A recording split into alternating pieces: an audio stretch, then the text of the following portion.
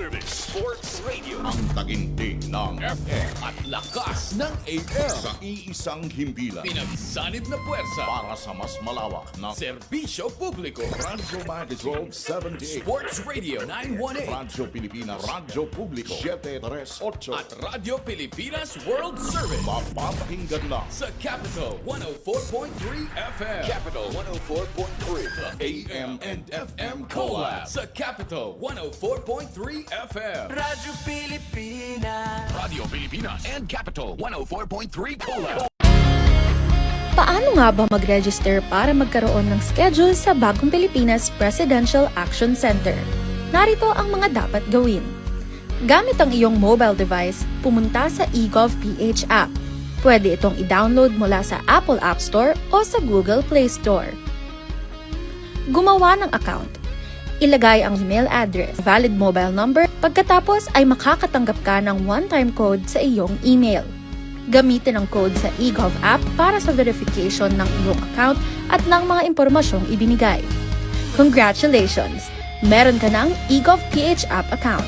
Pwede mo na ma-access ang iba't ibang serbisyo ng gobyerno kabilang ang mga serbisyo sa Bagong Pilipinas Presidential Action Center. May dalawang mukha ang gutom na matagal nang kinahaharap ng bansa. Ang gutom ng magsasakang buong araw nagtatanim pero kapos pa rin ang kita. Ang gutom ng pamilyang walang maihain. Ang ugat ng problema, maraming dinadaan ng mga middlemen ang mga ani. Nagmamahal ang pagkain pero lumiliit ang kita ng mga magsasaka habang nahihirapang makabili ang mga pamilya. Ito ang binago ni Pangulong Ferdinand Marcos Jr. Ang presidente natin napakalinaw ng instruction sa amin noon, huwag kami bibili sa mga malalaking kumpanya. Unahin ang mga farmers co-op. Lahat ng mga benepisyaryo ng walang gutom, sa farmers co-op rin tayo humahango. So sir, yung farm niya, doon na kami bumibili. Noong nakaraang linggo, dinayo ng Pangulo ang South Cotabato. Kanyang ininspeksyon ang pagsasanib puwersa ng Department of Agriculture at Department of Social Welfare and Development para tiyaking mula bukid ay diretso na ang ani sa DSWD. Na-conceptualize ng ating Pangulo, mabawasan yung layers, lumaki ang kita for both the farmers and mas baba din ang gastos for the consumers. Pinakinggan din ng Pangulo ang mga pamilya.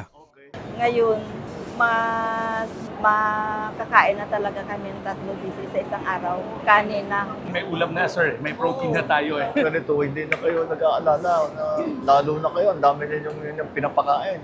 Para sa Pangulo, ang food security ay hindi lang programa, kundi pangako na ang tulong ay pangmatagalan. Ang tawag namin, hindi na farm to market. Ang tawag namin dito, farm to table. Dahil tuloy-tuloy mula sa mga farmer, dire-diretso na sa kanilang hapagkainan. Sa buong bansa, tuloy-tuloy ang trabaho. Isa-isang inaayos ang mga bagay na magpapagaan sa buhay ng mga Pilipino, tulad ng sama-samang pagkilos ng pamahalaan para sa siguradong pagkain sa bawat hapagkainan. Ito ang Presidential Broadcast Service Radyo Pilipinas. Radyo Publiko ng Bagong Pilipinas para sa Bagong Pilipino. Naghahatid ng mahahalagang balita at impormasyon na guugnay ng pamahalaan sa sambayanan. Tulay sa himpapawid ng serbisyo publiko. Radyo Pilipinas. Radyo Publiko. Ang boses ng Pangulo. Sa Mega Manila 738. Radyo Pilipinas. Radyo Publiko Pilipinas, 8 minuto makalipas ang 3:00 ng hapon.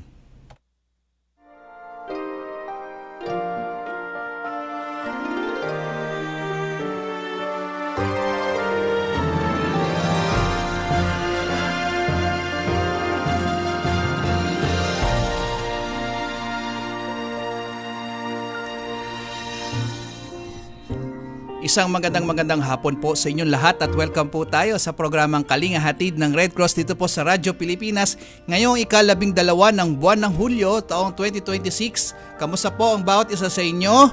Isang maulang hapon sapagkat tayo dito sa Metro Manila at sa iba pang panig ng Pilipinas nakakaramdam tayo ng mga pabugso-bugsong pag-ulan.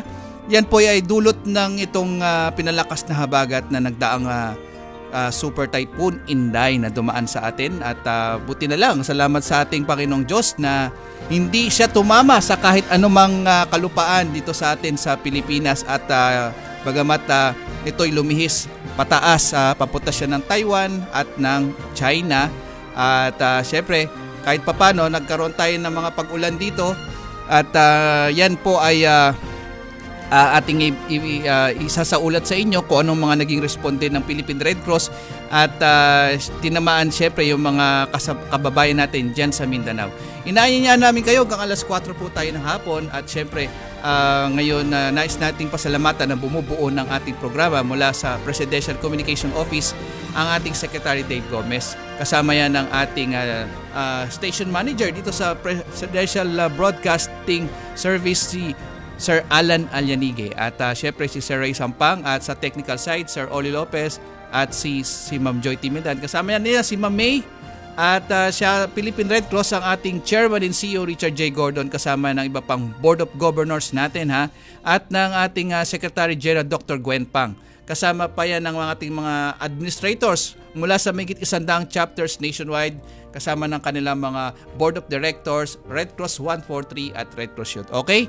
At hindi natin patatagalin pa, medyo na-miss natin itong ating makakasama ngayong hapon. Bagamat ang ating Governor Cora Alman de Leon ay nagpahinga lang sa araw na to at siguro mga sa susunod na linggo makakasama natin siya muli. Pero ito po ang ating kasama ay matagal na natin na-miss dito sa ating programa at nagbabalik ang ating Governor Jay Halandoni. Magandang hapon po, Gov. Jay. Hi, good afternoon. Edison, matagal na rin, na-miss na ko na kayo. At saka yung sa mga guests natin, which will be properly introduced mamaya by si Edison. Maayong hapon sa inyong talan. Yes. Hey, and to all our viewers and listeners out there. Apo. Gov. Jay, bago tayo magsimula, syempre nais namin kayong kamustahin. Kamusta kayo dyan? Nasa Bacolod po ba kayo? At kayo ay nakaranas ng konting pagputok ng kanlaon nitong nakaraang Biyernes po yata? Yes, actually Silay City tayo, a bit farther than Bacolod. Pero andito yung airport natin, no? When you get into Negros Occidental, dito kayo maglalanding sa city namin, small city of Silay. Pero nung itong couple of days ago, medyo gumalaw si Kanlaon ulit. Opo. At saka I would say this was the strongest or yung pinakamalaking galaw niya dahil makikita hanggang dito sa bahay namin yung plume ng ashfall niya, ganun. Kaso hindi nakita ng karamihan because may overcast. May maraming cloud. So hindi masyado nakita ng karamihan, pero yun, nangyari yun. At saka panibago, normally kasi yung hangin goes southwest. Yung hangin normally. Ito ngayon northeast yung niya, so Canlaon City and parts of Cebu. So after that, medyo may bagyo tayo today and yesterday. So buti na lang na alis yung ash sa mga puno ng kahoy. Yun. So yun yung report natin sa inyo dyan, Sir Edison. Opo, pero sa ngayon, Gob, kayo po ay hindi naman po naapektuhan itong pinalakas na habagat ng bagyong Inday dyan sa inyo, sa lugar nyo sa Silay? So far dito sa atin, wala naman, except syempre mataas yung tubig, wala namang baha dito sa northern part. Pero I believe sa southern part, medyo meron mga na-activate na yung mga 143 natin. Maliban sa na-activate yung 143 natin at saka yung mga DMS natin because of Canlaon, because of also yung habagat, also yung monsoon natin, medyo may kalakasan ng konti. So na-activate lang natin for preparation purposes. Pero good thing na sabi niyo po, Gov. J, na sa ulan na wash out yung mga ashfall na nila binagsak nitong Canlaon at talaga nga naman na medyo masama ang nito kapag nagtagal sa mga paligid natin itong ash na dinala ng Canlaon itong bumagsak diyan sa inyo sa Bacolod diyan sa buong Negros Occidental tsaka Oriental, tama po ba? Tama rin. Buti naman na hindi gaano kalakas yung rainfall natin. as opposed to the other times na umulan dito, talagang umulan talaga. Ngayon, yung rainfall natin, I would say, medyo nasanay na rin tayo sa ganyan. At saka medyo nalinisan rin yung mga puno Yun. ng kahoy. Ganyan. Opo. Pero andun pa rin yung effect sa Canlaon City. Opo. Kasi doon bumagsak halos lahat ng ash. Opo. Opo, kasi tayo sabi po ng Pag-asa, kaya siguro nag-iba ang direksyon ng hangin dyan pa northeast kasi hinahatak po ng Inday nung pinalakas nitong bagyo yung ating habagat. Kaya mula south, dinala po yan pa northeast yung hangin natin. Kaya ganyan po naging nangyari dyan sa lugar nyo dyan sa Silay, Sir Gov J. Oo, tama naman. Actually, kung sa tingin ko nga, kung sa akin lang, parang medyo back to normal si panahon namin dito kasi hindi na namin alam kung habagat o amihan. Ngayon, parang habagat season na ito ngayon, traditionally. Opo. Okay, Gov J, introduce na po natin ang ating mga kasama ngayong hapong ito at siguro maghingi din sa kanila ng kanilang mga updates regarding kasi itong lugar nila hindi lang po tag-ulan ang kanilang sinuok nitong nakaraang mga araw ay nagkaroon din po sila ng pagresponde dito sa mga tinamaan ng lindol. Natatandaan natin yung General Santos na earthquake. Siguro tatanungin natin yan maya-maya pero una sa lahat, makakasama natin ngayon hapong ito ang Philippine Red Cross Cotabato City, Maguindanao Chapter. Yan po ay sa pangunguna ng kanilang administrator na si Ma'am Rosmeline Gayo. Magandang hapon po, Ma'am. Ma'am, nakamute kayo, Ma'am. Ma'am Rose. Yes, sir. Good afternoon po, sir. Yes. Hello po, Good ma'am. afternoon, sir. Gov J and all. Good afternoon po. Yes. Okay, kasama rin po niya ang kanilang board of director na si Ma'am Belly Sorilla. Board of director ng ating Philippine Red Cross Cotabato Maguindanao Chapter at saka si Sir Noprio Alvarico Jr. Nandyan po ba si Ma'am Belia? Ma'am Belly? Ayan. Yes. Ayan. Hello, sir. Good Ayan. afternoon po. Good afternoon, Gov J. I'm Miss Bell good po. afternoon. One of the staff po. CSR Fangen, Red Cross Youth and Volunteer Service po. So stop ka, hindi ka board of director? Hindi po. Okay, sige. Okay, ano lang natin, Ma'am Joy. Tapos si Sir Noprio Alvarico Jr. Sir Noprio? Noprio. Andiyan po si Sir? Wala? Pa-remind na lang, Ma'am Rose, na mag-join si Sir, ha? Si Sir Noprio, okay? Okay, simulan Yes, sir. natin, Gov J. Siguro simulan niyo na po yung pagtatanong para sa ating mga chapter ng ating Yes. Apo. First of all, sa kay Ma'am Rosmeline at saka sa kay Ma'am Bell, good afternoon sa inyong lahat dyan, no? Sa Cotabato, kaibigan ko si Governor Bruce. Governor Mayor Bruce. Kaibigan ko yan even before siya naging mayor, before siya naging public official, kaibigan ko na si Gov Bruce. Anyway, kamusta na lang natin sa kay Gov Bruce dyan.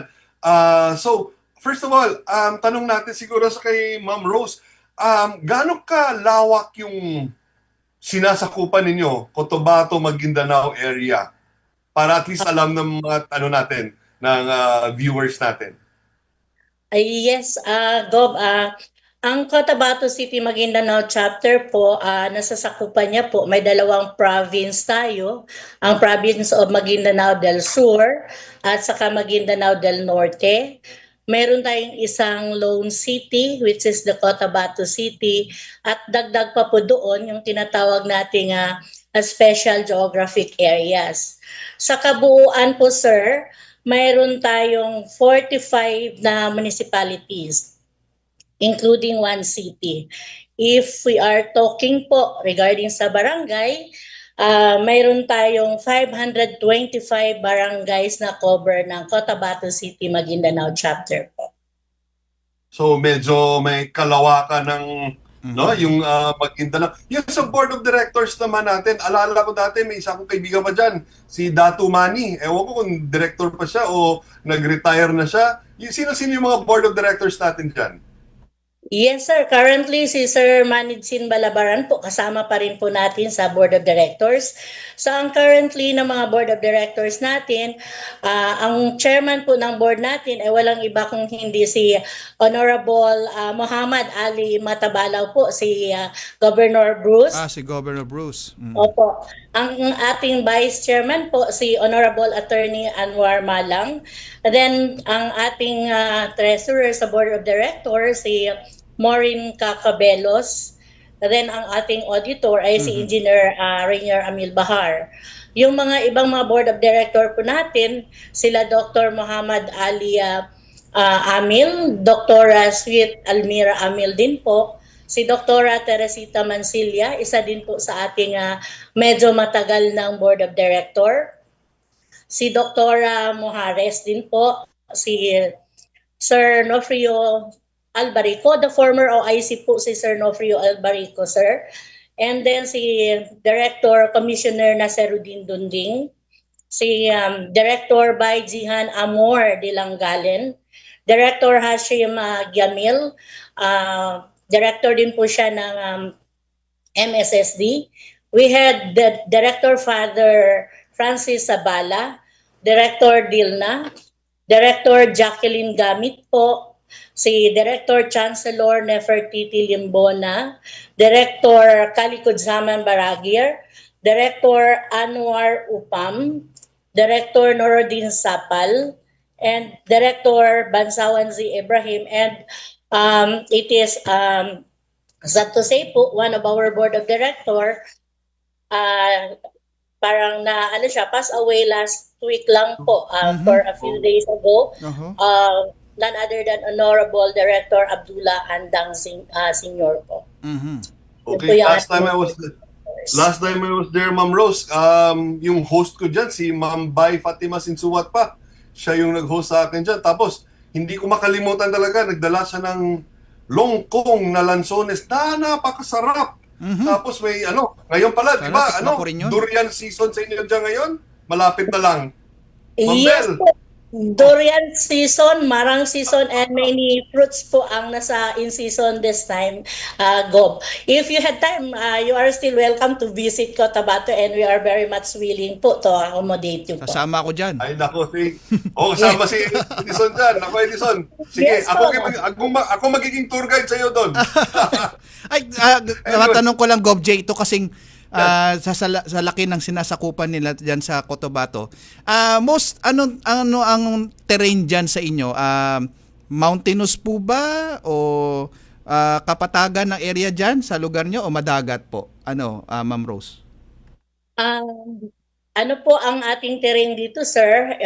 May mas malawak yung ating marshland or kapatagan natin na area. May mga mountainous area din po, especially sa ating Maguindanao del Sur, most specifically sa South UP, and sa North naman sa UP Municipality, yun yung mga medyo mountainous, while most of the municipality in Maguindanao del Norte and Maguindanao del Sur, ano po sila, kung i-describe natin dito, it is more on river basin po, kaya nga po nitong nakaraang araw lang, kung titingnan natin sa ating mga news, most of the municipalities are flooded due to Typhoon Inday po. Okay, Gov J.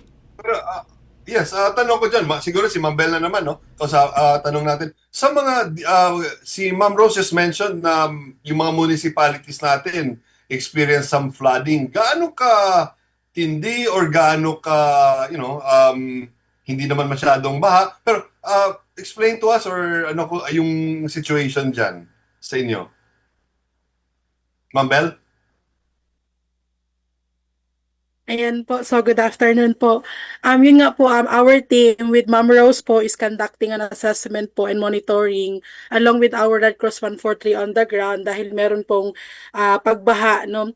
Meron ho kasi mga municipality na yung tinatawag natin na catch basin, no? Kapag halimbawa ay merong pagbaha or merong malakas na pag-ulan na umaabot ng hanggang 3 hanggang 5 oras, ay may mga municipality talagang lubog sa baha. Katulad ng municipality of Pagalungan that is going north Cotabato po. And then meron tayong Dato Muntawan Municipality, and we have the Dato Piang, we have the Dato Salibo, and Dato Angal. At the same time, meron tayong Ampatuan Municipality. So, those municipality po, Gob, ay along the river po. At the same time, sila po talaga yung mga catch basin. So, kahit po na merong high tide na pagganap, talagang tumataas yung tubig. Kaya nga po sa pagbalita, kapag ang mga ibang social media po ay nagpo-post na talagang lubog sila sa baha, kung titignan nyo po, kung makakaroon po kayo na actual visit, talagang kahit po walang pag-ulan, lagi po talagang binabaha yan, even high tide lang po yung situation ng mga municipality. But at the same time, as of now naman po, along with the Red Cross 143 on the ground, they told us na unti-unti na pong nagsubside yung mga baha po, especially doon sa mga tabing ilog po ng mga municipality. So, yun po. Okay. Okay, medyo follow-up question, pero ibang disaster naman. Yung lindol, last week or a couple of weeks ago, kamusta ka dyan sa Cotabato? Kasi alam ko, nag-deploy tayo, marami tayong dineploy sa Sarangani, lalo na dun sa ibang mga bayan na hindi accessible. Ibigan ko yung former mayor dyan sa Alabel, no? Anyway, so yun, dyan naman sa inyo, kamusta naman dyan? So far naman po sa Lindol, luckily, hindi po gaano affected si Cotabato City and Maguindanao dahil wala naman po kami mga ganong taas na buildings, no? So kung meron man kami mga buildings dito, mga hanggang 4th floor, maximum na po yung 5th floor.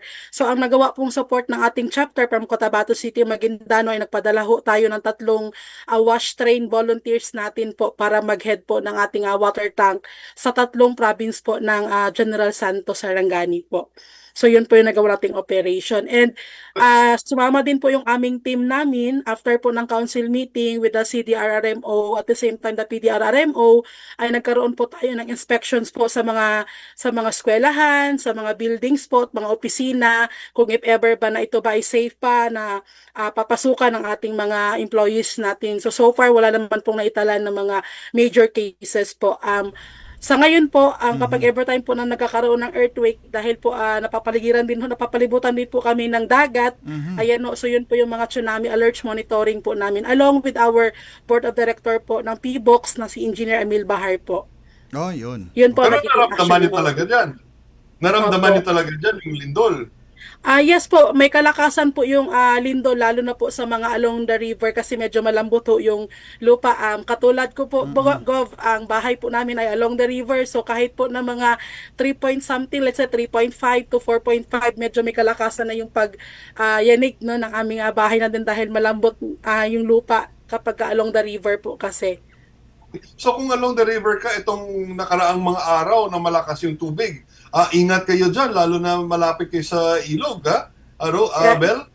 Yes po. Actually, Gob, naging anticipatory action na po ng aming barangay since ako po yung taga dito. Nagtuturo na rin kami dito ng mga anticipatory actions at saka planning na rin po. Actually, kapag may baha po, Gob, ay naging advantage po ito sa amin dahil po nagiging source of income ito ng mga taga dito sa amin. Katulad ng halimbawa, kapag dito ka sa Palooban, kung pupunta ka sa may kanto namin banda, so automatic per head yun, 100 pesos. So kung sa isang bangka mo, makakalima ka, may 500 ka na. So yun po yung mga naging advantage. So instead po na nagiging problema yung baha, nagiging source of income po namin siya. Okay. So yun po. Ayos, may pag may calamity, may opportunity sa calamity, nako, okay yun. Alright. So pero gaano ka naman kalakas bumababa yung tubig? So, I guess pag wala na yung ulan, mabilis lang bumaba yung tubig yan. Yes po, kasama din po sa shelter strengthening din po ay pinapataas na po yung mga bahay dito. So, iilan na lang po yung kapag tumataas yung baha, lulubog sa tubig yung mga bahay. Siguro sa mga estimated ko po, nasa mga 36 houses po yung mga hindi pa masyadong nakakaangat pa. Pero majority ng mga bahay namin dito, Gob, kung makakapasyal ka, matataas na hanggang baywang. Kasi ang baha dito sa amin, kung ako yung aapak sa baba, since 5'5" yung aking height, hanggang balikat ko na ho yan kapag naglalakad lang ko ako on the ground. So, majority po bangka yung ginagamit. At the same time, Gob, libreng ulam na kasi may mga pumapasok ng isda. Na isda. Okay. Okay. Yes po. Ayos. Dito, one time, bumaha na malakas dito. Yung mga sa fish pond, lumabas yung mga bangus galing fish pond. Ako, ang dami ng isda. Ganon, no? Anyway, so, moving on, tanong ko naman kay Ma'am Rose. Ma'am Rose, ano ba yung mga challenges sa chapter natin dyan sa Cotabato, Maguindanao pag nag-deliver tayo ng mga services? Ano yung mga siguro intricacies ninyo on how to deliver basic services natin dyan? Okay. With regard to the delivery of services naman po, sir, wala tayong gaanong challenges in delivery of the services, but then we are really challenged on the kumbaga pa yung ating isang sa Red Cross, yung ating fund generation activities sa delivery of basic services natin katulad ng safety service, yung ating disaster management, yung ating welfare service and health service. Wala naman po tayong gaanong challenge on delivering that one, knowing that po na lahat po ng ating mga municipality kasama tayo parati sa kanilang mga partners na tinatap nila. But in terms po sa ating blood service, we are really challenged for the blood service po, lalo na po sa ating blood collection, because in our area, hindi lang po si Cotabato City Maguindanao chapter yung may blood center, but as well as may mga ibang mga blood center din po sa Cotabato City. And ang most na aming mga partners in blood donation po is yung at nasa North Cotabato po, which is hindi po siya cover na ni Cotabato City. But since wala pang blood service yung ating chapter sa Kidapawan, tayo pa rin po yung kumukuha doon or nagko-collect ng blood and distribute blood. But seeing the challenges po, medyo okay naman din po, nakaka-cope naman. But how we wish na mas magdami pa yung ating mga blood donors, kasi nga po in every patient, hindi lang isa or hindi lang dalawa ang kailangan na bag ng dugo pag once na admit, kung hindi mas sigit pa. While when we are donating blood po, isang bag lang yung madodonate natin in a period of every 3 months. So yun po yung ating patuloy na gina-advocate ngayon, na hopefully we can come up with many blood donations in our AOR. Isa din po sa challenge sa ating mga blood donations, sir, is sa Maguindanao area po, parang hindi po ang blood donation, because may mga tayo na may mga paniniwala po na hindi sila dapat ma-preposition ng ating mga blood, kasi parang wini-wish natin na magkakaroon sila ng mga parang nagwi-wish sila ng bad luck for themselves kung nag-donate sila or nag-imbak ng dugo. But through further advocacy po, talagang pinagsisikapan po natin along with the blood service na mapaintindi na hindi po ganon, and with the help also of the leaders ng community, dahan-dahan naman po nagkakaroon ng bloodletting or blood donation sa areas natin. Gog J, yes. Opo, sandali lang po. Tayo magkakaroon lang po ng maikling commercial break. Tayo po ay kasi 3:32 na. Tayo po ay magbabalik lang sa imang paalala. Ma'am Rose, baka po maka-join po yung board nyo. Pakitawagan po para pakisabi. Maka-join po sana para makasama natin sa interview habang nasa commercial break na tayo. Magbabalik po tayo sa ilang mga paalala. Pilipinas, handa ka na ba? Ang ating million peso question. Kapag may pumutok na bulkan malapit sa inyong lugar at sinabayan pa ng malakas na ulan, ano ang kailangan mong iwasan? Letter A, ex mong hindi ka naman pinahalagahan? Letter B, mga marites ng inyong barangay? O letter C, mga ilog at sapa dahil pwedeng magkaroon ng lahar? Kung C ang sagot mo, may tama ka. Delikado ang lahar o ang mabilis na daloy ng naghahalong abo ng bulkan at tubig. Ngayon, alam mo na kung saan ka dapat lumayo. Sige na, lapit ka na kay X. Hashtag panatag ang may alam. Maging panatag Pilipinas. Mula sa iba't ibang panig ng Pilipinas, narito ang kalipunan ng mga balitang Red Cross. Ako si Jairus Limpiada para sa PRC News Flash. Ease in mobility. Yan ang hatid ng Philippine Red Cross o PRC sa mga senior citizens at persons with disabilities na nakatanggap ng bagong wheelchairs nitong Miyerkules, July 1 sa PRC Logistics and Multipurpose Center. Umabot sa 80 wheelchairs ang naipamahagi ng organisasyon sa nangyaring distribution program na pinangunahan ng mga miyembro ng Rotary Club 3810. Layunin ng programa na mag-alay ng tulong sa mga vulnerableng Pilipino upang mabigyan silang muli ng pag-asa para harapin at tahakin ang mga susunod na yugto ng kanilang buhay. Kasabay ng aktibidad ang pag-launch ng bagong service year ng Rotary District 3810 na may temang pagsibol o sprouting. Para kay Rotary District Governor-elect Bing Carion, mahalaga ang ganitong mga kolaborasyon kasama ang PRC upang makapaghatid ang mga organisasyong katulad nila ng mas malawak na tulong sa mga komunidad. At the end of the day, what we change our lives are the people like you today who we are giving life and dignity by giving you an instrument that can actually add on to your life's purpose, and that is your wheelchair. Isa si 13 anyos Tristan Nathaniel Zapata sa mga natulungan ng PRC na makakuha ng panibagong wheelchair. Ayon sa kanyang nanay na si Mylene Caro, malaking tulong ang dala ng wheelchair para sa kanilang mag-ina, lalo na't nanghihina na rin ang kanyang katawan, dulot ng araw-araw na pagbubuhat sa kanyang anak. Malaking pasalamat ko po talaga. Dahil sa Red Cross, nabigyan po kami ng wheelchair, nabigyan po yung anak ko ng wheelchair. Kung tuwa po talaga ako. Hindi ko ma-express ng maayos sa pananalita, pero deep inside po, napakasaya ko. Sobrang saya ko po talaga.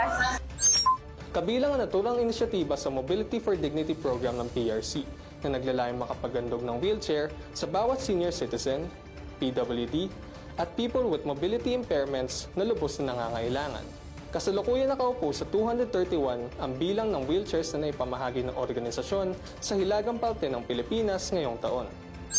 Lubos na ikinatuwa ni PRC Chairman and CEO Richard J. Gordon ang kasiyang naidulot ng programa sa mga dumalo.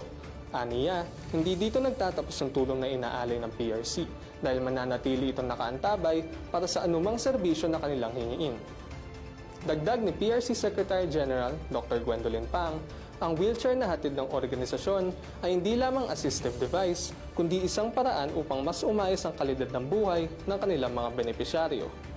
At yan ang pinakabagong balita mula sa PRC. Abangan ng mga news updates dito sa PRC News Flash. Ako si Jairus Limpiada. Hi, I'm Safeguard. It is so nice to meet you. I may look small, but when emergencies happen, I become very important. I fit in your wallet, but I can save you thousands. For only 1,200 pesos a year, I make you a member of the Philippine Red Cross, helping people even when you're not there. Safeguard benefits include free ambulance service when emergency strikes and also one free bag of blood because sometimes life depends on it.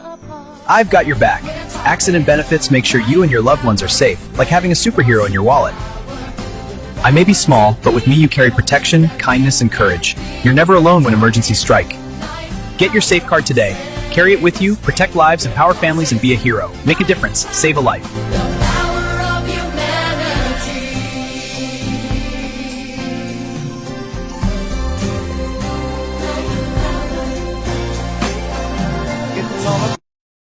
Good news!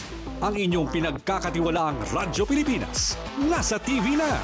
Oo, nasa TV na. Ang Radyo Pilipinas 738 AM ay live nang mapapanood sa Channel 3 ng ABS-CBN TV Plus at Channels 45 to 49 ng GMA Affordabox. Kaya may access ka na sa balitang totoo anytime, anywhere. Sa radyo, sa social media at TV. Radyo Pilipinas 738 AM. Okay, nagbabalik po tayo sa ating ikalawang bahagdan ng ating programa. Ibigay ko lang po yung balita nito sa ating mga kasama po dito sa ating nanonood sa ating Facebook page, Kalinga Hatid, at syempre sa Radyo Pilipinas Facebook page. Mag-like and share, comment po tayo. Nagkaroon po tayo ng tree planting dyan sa Ilocos Norte at sa iba pang mga chapter. At sa susunod na linggo, magkakaroon din po tayo dito sa Rizal ng tree planting dyan sa may Antipolo. At tayo po ay nagbigay din ng mga tinapay diyan sa mga naapektuhan ng sunog sa may Barangay Baritan sa may Malabon, sa pangunguna ng ating Philippine Red Cross Malabon City Chapter. At nagkaroon din sila ng pamimigay ng mga gardenia bread po yan ha. Diyan naman sa may Barangay Togatog. At kanina din po sa mga nasunugan daw diyan sa may Pag-ibig Street Covered Court sa may Pinagbayanan, Lingunan. Nagbigay po tayo ng mga tinapay din po sa mga naapektuhan ng sunog. Okay, Gov J? Yes. Siguro yung ano ko dyan kay Ma'am Rose, going back to when it comes to yung mga blood donors natin, so challenge tayo to look for blood donors. Pero pag may mga blood may blood drive tayo, marami na rin nagdo-donate sa atin, meron din. Yes naman po, Gob. May nagdo-donate naman po tayo sa ating mga blood drive natin. Meron tayong tinatawag na walk-in donors. Meron din tayong in-house blood donation. It is every Wednesday po, nag-in-house blood donation tayo within the chapter. And may mga mass blood donation tayo sa community natin. May nagdo-donate naman po. Pero as far as to address lahat ng mga needs ng ating community, hindi pa rin po enough yung nako-collect natin na blood from the blood donors that we get po. Okay. Curious ako, Ma'am Rose at saka Ma'am Bel, since you guys mentioned na si Ma'am Bel malapit sa ilog, kayo dyan may marshlands, pag monsoon season ba or a little after monsoon season, kamusta naman yung occurrences of dengue natin dyan? Marami ba or manageable sa atin? With regard po sa natin, sa mga dengue cases naman po natin, medyo manageable naman po, pero kailangan pa rin natin ang tuloy-tuloy na advocacy with regard to the dengue prevention para po medyo mas malesen yung number. And we are also working hand in hand with the Ministry of Health para doon sa advocacies natin. So as long as din po sa mga blood supply natin, then talagang ina-advocate natin yan siya na para any diseases or any illnesses na pwede mag-occur pagdating sa mga ganitong panahon, yun yung tinitingnan natin at ina-advocate natin on how are we going to prevent, tinuturuan natin yung mga nasa community po. Okay, at saka siguro another rin, since we have, we were talking about services na ino-offer natin, ano ba yung mga equipment natin dyan? Nag-mention kayo kanina, meron tayong personnel on wash. Ano ba yung gamit natin dyan? Meron ba tayong food truck, meron tayong fire truck, ambulance, or whatever? Ano ba yung mga equipment na nakaposition dyan sa Cotabato chapter? Yes, sir. Though wala po nakaposisyon ng mga maraming equipment dito sa Cotabato City Chapter, that then kung kailangan natin, katulad ng ating food truck at saka yung ating mga tanker po, mayroon po sa mga nakastandby sa mga adjacent chapter in which katulad po ng mga previous na mga incidences and responses, matatawagan po 24/7, pwede po silang pupunta na kaagad dito. One tanker is naka-preposition po sa Kidapawan, then meron din po sa nearby na mga food trucks po. Nung mag-umpisa ba yun? Yes po. Oh, sorry, go ahead po. Go ahead po. Sorry, ma'am. Ang meron lang po tayo dito na naka-preposition sa ating chapter is our ambulance, which is talagang nagagamit naman po talaga natin, plus yung ating rescue vehicle, yung tinatawag nating verb po. Ganon din po sa ibang community para sa ating mga volunteer emergency response na vehicle. So yun yung ginagamit sa pag-deliver din ng mga services, and some other po na mga sasakyan meron naman po tayo sa chapter. Gusto ko sana, ma'am, yun na, ma'am Rose, gusto ko tanungin, yung ambulance natin, parati, kasi napansin ko dyan sa Cotabato, in your area, maraming motorsiklo. Ganyan. So, maraming ba nirespondihan ng Ma'am Bel? Nagre-respond ba kayo sa mga vehicular accidents lagi? Actually, Gov, in terms of response naman po, Gov, napakalaki po ng chapter natin dahil ang dami pong resources ng ambulance, yung mga interagency natin. So katulad na lang po ng HADAR, isa po yan sa mga response team na kung saan member din po tayo sa council. At the same time, as a pamumuno po ng ating chairman, at the same time, ang Board of Governors na si Honorable Muhammad Ali de la Cruz Matabalaw ay tayo po ang ginawa nilang co-leader no ng CDRR Moto Leader Response. Sa katunayan po, Gob, lahat ho ng mga majority po ng mga barangay dito ay meron pong ambulance dahil nagbigay ho ang ating Ministry of Health natin. So kapag ang ambulance natin, Gob, ay medyo namamahinga, nagkakaroon lang tayo ng patient conduction kapag po ay ni-request ho tayo. Dahil po kapag community naman po ang pag-uusapan, meron po kami mga cluster-cluster na assign. So halimbawa po sa District 1, ito yung ambulance na assign, yung ambulance ng BFP, yung EMS ng hospital ng CRMC, meron tayong 2 standby ng ambulance na galing sa CDRRMO. So kapag dito naman po sa downtown, yun po yung ating area of responsibility natin. So kadalasan naman po gawa nga po ng meron na pong traffic light ang Cotabato City, so medyo nababawas-bawasan na po yung bilis ng takbo ng mga motorsiklo. At the same time po, medyo traffic po sa downtown. So yun po kasi yung area natin, yung kung saan nandoon yung ating opisina po ay nasa mismong downtown din po. So medyo less naman din po yung response. Nagkakaroon lang tayo ng response, Gob, kapag meron tayong walk-in, merong nadulas, ganyan, merong nadapa. So yung pupunta sa office, mapapadressing. So yung ambulance natin, Gob, more on patient conduction po siya at nagagamit po siya sa mga malakihang event po ng first aid station katulad ng mga decommissioning, kapag meron ho tayong mga pasyente na medyo sensitive yung nagiging situation, so si Red Cross so yung pumapasok doon since si Cotabato po ay covering the special context no na meron ho tayo. So kasama na po doon yung mga family feud natin. So kapag may mga ganun po in partnership with the ICRC, so yun po yung nagiging errands ng ambulance natin. Okay, wow. Caught in the middle of the action talaga si Red Cross. Ma'am Bel, na-mention ni Ma'am Rose na meron tayong tinatawag na verb.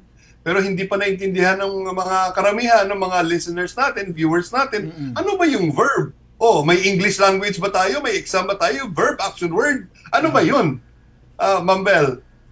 So yung verb po natin, yun po, lucky po ang chapter natin dahil isa po tayo sa nakatanggap no na ibinigay ho ng ating butihing chairman na si Richard J. Gordon po. No? So yun, ang verb po ay yan po yung ating volunteer vehicle response natin, vehicle na ginagamit kapag meron ho tayong mga response sa tinatawag. So kapag halimbawa po, meron tayong mga activities, so nagagamit ho talaga namin si verb. Lalo na po yung nag-intensify ho kami sa pag-implement ng Red Cross 143, mas medyo malaki-laki yung covered po ng aming area namin. So talagang nagagamit ho talaga si verb. At the same time, marami ho kami mga volunteers na pwedeng isakay kapag meron naman po tayong mga mobile blood donation, kapag po more than hundreds yung expected donors natin. So talagang na-accommodate ho talaga ng verb natin. So malaking tulong ho talaga yung ating verb natin. Hindi lang po kami bilang PRC staff and volunteers, even our Red Cross 143 underground, nakagamit din po siya in terms of response. Lalo na kapag medyo kailangan ng medyo mataas yung tubig, so nagagamit si verb kasi medyo mataas so kasi si verb. Kapag si verb po yung nasabak sa baha, medyo hindi ho siya naaabutan. So yun po. Yes, go ahead, sir. Kamusta po na natin si Ma'am Rose kung kamusta ang sitwasyon dyan sa inyo pagkatapos nitong bagyong Inday? May bahang lugar po ba ngayon dyan sa Cotabato? As of this moment, sir, mayroon pa po mga medyo may tubig pa na mga lugar. Gano'ng kalalim? If compared during the previous few days, talagang nag-gradually subside na yung mga water level natin. Pero we cannot deny the fact na mayroon pa rin po below ni level yung iba, pero nakadepende po kung saan yung situation. Like po yung talagang tinamaan ng flood nitong nakaraang araw, ang Northern Kabuntalan, medyo malalim pa rin po yun, knowing the fact na lahat po ng mga tubig from North Cotabato, from South Cotabato, talagang doon yung unang baba niya. And as per po dito sa area natin, sir, if para maintindihan din po ng ating mga ibang listener from the other areas, pag once nagbaha sa isang municipality, expect that on the other days, 3 days to 5 days, bababa naman siya sa ibang municipality. Then 3 days to 5 days, pupunta naman siya sa ibang municipality. And ang pinakahuling babahain po is the Cotabato City. Gawa nga po ng nandito yung ng ating Rio Grande de Mindanao. Okay. Ano po ang assistance natin kung may mga may mga evacuation center po ba? Mayroon pong mga nakaano na evacuation center, sir. Then we are lucky enough na most of the LGUs po ay talagang mayroon silang mga preposition items for the IDPs, yung mga evacuees natin. Mayroon po, nakadistribute na rin po sila. And since this is perennial na po yung flooding natin, katulad nga po yung nabanggit ni Miss Bell kanina na kahit na hindi siya binabagyo, kung konting ulan lang, tataas yung tubig. So most of the evacuation center, meron na rin pong mga community kitchens na nandoon. And in response for that, yung ating community, may mga clusters of or may mga assigns na rin po kung paano yung pagbigay ng mga yung mga assistance para sa mga IDPs. For the Red Cross po, sir, we are now, ang nakaano sa atin is more on monitoring with the health situations of the IDPs and also with the welfare. And we are trying also, sir, kung saan tayo pwede pa at saan knowing our mandate that we will feel also kung saan pa yung hindi nabigyan, then we are reaching that. That's why we are continuously monitoring saan pa ba ang hindi nabigyan, because we don't want also na ma-waste yung mga resources ng lahat ng partners natin. Okay. At saka bigyan po natin sila ng paalala, yung mga evacuees natin, yung mga lalo na lumusong sa baha sa ating kaso laban sa leptospirosis. At syempre, malakas yan kapag pag naglusong sila sa baha. Tama po ba ako, Ma'am Rose? Yes, sir. Yun po yung isang advocacy natin sa ating chapter ngayon, since most naman po pag NFI at saka food items na bibigay naman ng ibang mga actors sa ground. So we are now on kung saan yung hindi gaano nabibigyan ng pansin, yun po yung ating pinupunan, katulad po ng mga health advocacies related po sa mga baha. But sir, before mag-continue ako, sir. Yes, oo, nakita na namin yung board nyo, si Gov J, para may konting oras pa tayo, ibigay po natin dito sa kanilang board, si Sir Noprio. Sir, good afternoon po. Yes, good afternoon. I'm sorry for being late. I was trying to use my mobile phone but it's not working. So I have to go home and connect my laptop. Sorry, bro. Gov J. Okay lang, sir. Okay lang, sir. I guess just to fill you in, si Ma'am Rose at saka si Ma'am Bell has been telling us and all our listeners kung ano yung mga activities natin dyan, ano yung mga services natin dyan sa Cotabato. I guess siguro any of the three of you can answer, or the three of you can answer this. With all those services, kailangan natin ng pera. So, yes, very much. It's siguro time to make a call sa mga listeners natin on where they can donate, how they can help Red Cross Cotabato Maguindanao chapter. Well, we have our regular programs regarding fund generation, but we are always appealing especially for our partners with the LGUs, especially with the Bangsamoro Autonomous Region of Muslim Mindanao, because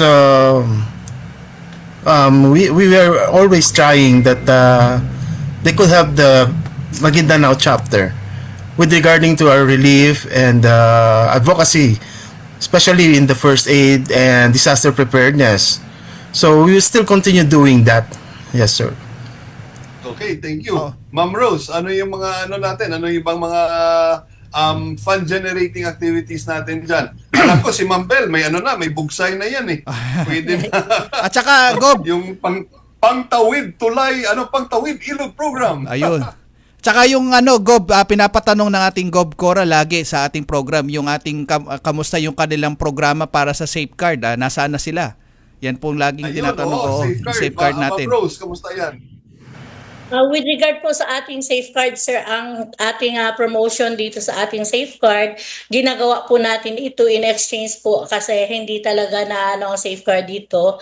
parang may issues and concern din po kami which is already raised na sa ating national headquarters.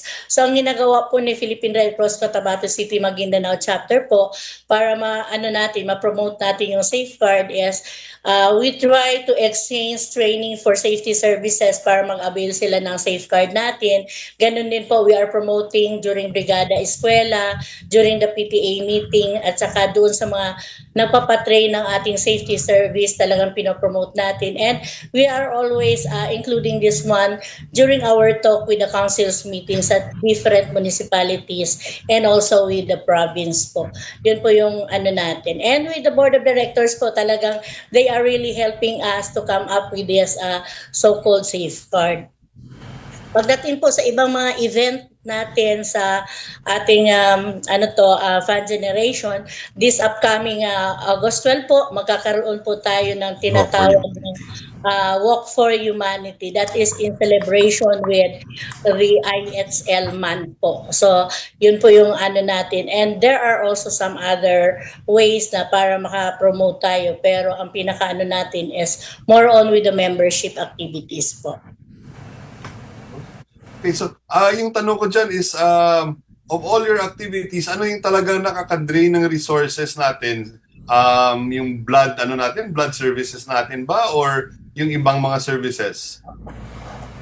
With all of the activities that we had, all of the services that we had, sir, though kumikita po si blood services, but then as knowing na mayroon tayong mga screening and may mga mobilization tayo on the ground, talagang break-even lang po yung magiging na income natin for the blood service. So kaya tinitingnan natin si blood service talaga yung talagang nakakaano ng ating mga funds for the na nag-generate ni chapter. With the other services naman po, we try to ask our partners na tutulungan nila kami in terms of para sa ating mga mga expense. Like for example, if they are requesting us na mag-training, considering that yung ating areas is medyo malayo po ang isang municipality from other municipality and the terrain of the na dadaanan natin, if they can counterpart with the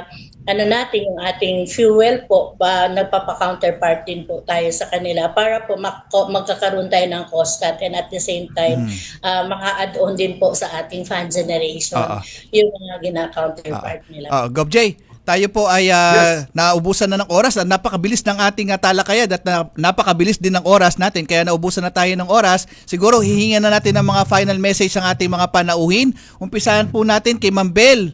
Ma'am Bel, ano po inyong final message? Ma'am Bel, andiyan ka ba? Po. So, on behalf po of our chapter from Philippine Red Cross Cotabato City Maguindanao chapter, maraming salamat po sa pagpaunlak na sa pag-imbita ho sa amin para ho maging guest po ng stasyong ito. At the same time po ay ako po ay nananawagan bilang CSR Fund po na sana po ay patuloy nyo pong suportahan ang aming mga programa at serbisyo at sana po ay makapag-donate po kayo sa Philippine Red Cross, hindi lang po monetary but tumatanggap din po kami ng mga anything po like mga office supplies, kung ano po mga kagamitan na pwedeng may tulong po sa aming opisina. Yun lamang po, maraming salamat. Okay, maraming salamat din Ma'am Belly Sorilla, ang CSR, Chapter Service Representative ng Philippine Red Cross Cotabato Maguindanao Chapter. Si Ma'am Rose naman. Ma'am Rose, ano yung final message? Yes, sir. Thank you so much for having us here. Sa pamagitan nito, nagkaroon kami ng time na i-share sa ating community kung ano yung mga services ni Philippine Red Cross at gaano kalawak at paano gumagalaw si Philippine Red Cross on the ground po. On behalf sa ating mga staff at saka sa ating ibang mga kasama sa Philippine Red Cross Cotabato City Maguindanao Chapter, nag-a-appeal po kami sa community to continuously support the activities of Philippine Red Cross kasi nga po, kailangan po nating to work hand in hand along with our stakeholders and at the same time para ma-serve natin yung ating community. Yes. So thank you so much for having us here. Okay, thank you din po Ma'am Rose. At last message po mula sa kanilang board of director. Sir, baka may meron po kayong naisabihin pa at inyong pong final message, Sir Alpha, Sir. Yeah. Apo. Yes po. with regards not only monetary needs, no, we appeal to all that continue on with the voluntary spirit and join the Red Cross. We really need a lot of talents, and also at the same time, you will learn a lot from Red Cross. You will learn a lot, life-saving, and it might be your fit. It would fit your life because maraming taong bored, hindi na alam anong gagawin. Maybe saving lives is what's good for them and for all. Thank you very much. Maraming salamat po. Much board. Yes, opo. Maraming salamat, sir. Sir Yes, sir. Nofrio Alvarico. Thank you.